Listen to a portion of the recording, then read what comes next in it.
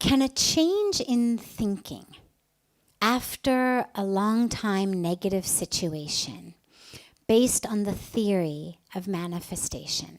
So can my change of thought change a long-term situation? If we believe, if the theory of manifestation says, basically, that which I think, so I create in the world. In Hindi they say, jaise bhitar vaise bahar. As is the inner world, so is the outer world. So the question is, based on that theory, can a change in thinking change an ongoing long-term negative situation? Absolutely, of course it can. The negativity is in our minds. The universe has no values on things. We may say, oh, wealth is good, poverty is bad, or health is good, sickness is bad, or culturally we may say, in India, tragically, they say, fair skin is good, dark skin is bad. In America, where I'm from, they say the opposite. Tan skin is good, pale skin is not good. So some of this is cultural, but it's all values that we've placed on things. We've said this is good, that's not good, this is positive, this is negative. But the universe has no such labels. The universe has no such preferences. In nature, it's all there. Aspects of nature who stay alive for half a day. Insects that live half a day. A flower that blossoms for a few hours every 10 years. And animals who live over 100 years. There's flowers that blossom 12 months a year. There's trees that give fruit a few days a year. Some that give fruit 12 months a year. So what we have in nature is all of it. So we're the ones in our lives, though, who place these value judgments, who say this is good, that's bad, this is positive, that's negative. And usually what it's based on is that which feels good to me. So a long-term negative situation means a long-term situation that feels bad to me. Can a change of thought change that? Of course. Because we are active players in our lives, in our situations. I heard a wonderful quotation that said, in every situation that doesn't feel right to you, ask yourself, what am I not giving to this situation? What am I not giving to this situation? Now, that doesn't mean, of course, that every situation is our fault. We don't live in a vacuum. We interact with other people in the world. I may have a change of thought, but if they haven't changed, then they're going to keep acting the same way they've always acted. But maybe my change of thought, maybe my change of perspective is simply to surrender to the fact that this is an intense, you could say, a particular type of frequency situation. I don't want to use the word negative, but maybe my change of thinking isn't going to necessarily make a negative situation positive. It's not going to make an apple an orange, or make a rose a jasmine, or make a rainy day a sunny day. That's what we call magical thinking that children have. And there's a big difference between the teaching of manifestation, of you create your reality, and magical thinking. Magical thinking is I am the power at the center of the universe. I've got this magic wand, and it's the type of thing that comes up with children a lot. A parent gets sick and dies, for example, and the child feels not just sadness and loss, but guilt. Because on some level in their magical thinking mind, if they had acted differently, been different, they would have somehow been able to save mom or dad. So manifestation is not magical thinking.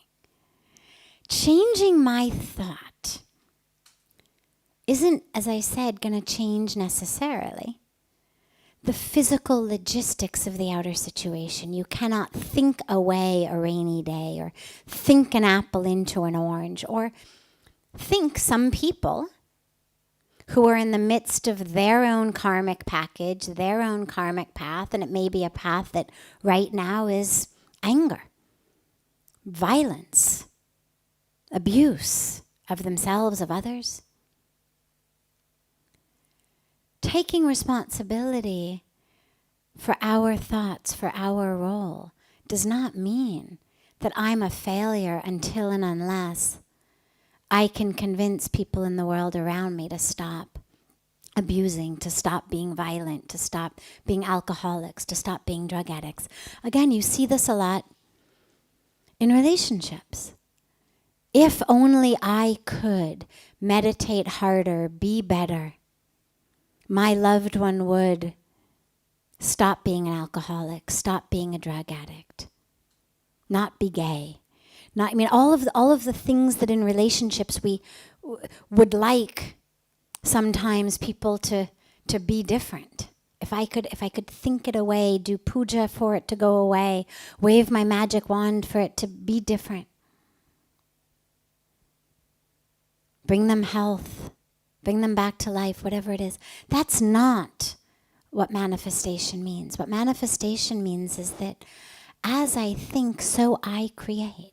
So my reality, which is quote unquote negative because I don't want this person to be an alcoholic, I don't want this person to be a drug addict, I don't want this person to be sick, I'm in love with this man and therefore I don't want him to be gay because I want him to be in love with me. I am, whatever aspect of our relationships it may be. What I'm manifesting is my own existence, which means that change of thought may simply be that I've changed from thinking of it as negative to thinking of it as that which is perfect because that's how the universe has created it. And it may not feel good. It may not be what I wanted if I had a magic wand.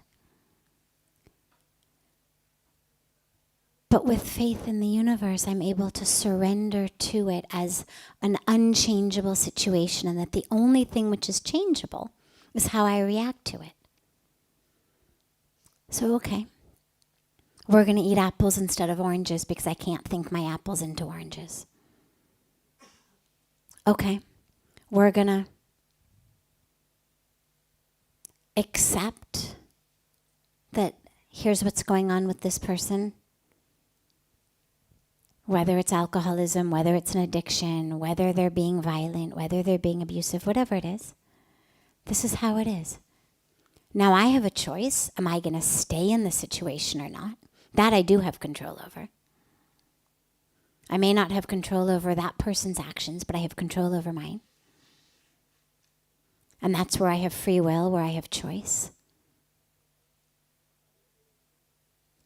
And so a change of thought in an ongoing long-term negative situation isn't going to necessarily, sometimes it absolutely can, but it isn't necessarily going to change the situation itself. If I love the sun and I hate the cold and I live in Michigan, right? I mean, you could consider it an ongoing, long-term negative situation for me. A change of thought is not going to make Michigan San Diego. But it's going to change my perspective of the cold, my perspective of the snow, my perspective of the rain. So that's the power that our change of thought has, is it's to bring me into alignment with that which is. Spirituality is not about changing that which is, it's about changing who is the one here that's interacting with what is. Is it someone who doesn't like it? Or is it someone who's able to accept it? That's what spirituality changes. And yes, of course, it also has an impact on the world. And yeah, sometimes a change in my thought changes the outside world.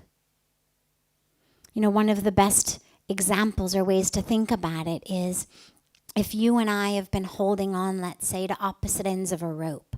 We've been in a tense, literally, situation for years, each of us pulling in different ways, metaphorically, of course. If I let go of my side of the rope, what happens to it? It goes slack, right? Now, he didn't have to let go of his end. He didn't have to change at all. The sheer fact of me letting go of my side has rendered this rope tensionless. It's not even 50-50.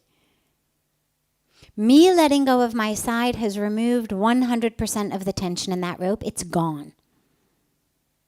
And it cannot come back unless I started to pull again. He's left with a slack rope in his hands. And so there are a lot of times in which our change actually does change the very situation. But at the bare minimum, it changes us from being negative to being accepting.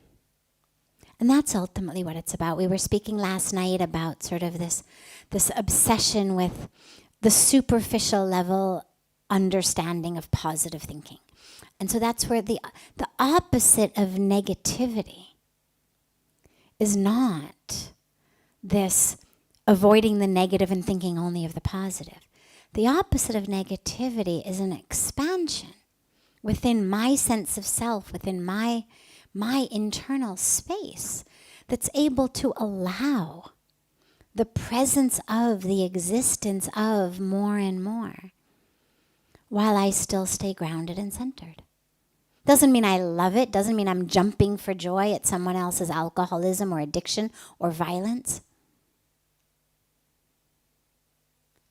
But I'm able to create space for it to exist while I still am able to stay centered and grounded and at peace. And again, lastly, as I said, that space may include physically removing myself from the situation. If I'm the object of the violence, I need to remove myself. But once I've removed myself, once I've brought myself to safety, I'm not going to ruminate about it in my mind. I'm not going to keep the negativity going, oh my God, why me? I thought he was perfect. You know, he had seemed so perfect. The matchmaker said we'd be together forever. He looked so good. He said he loved me. I'm not gonna ruminate on it in a way that just keeps refocusing me negatively. Because I've created space into which the presence of the fact that I was in a relationship that turned out to be abusive, that I had to get out of, is able to coexist with my centering and my grounding and my peace and my joy in my life. So that's what the shift brings us.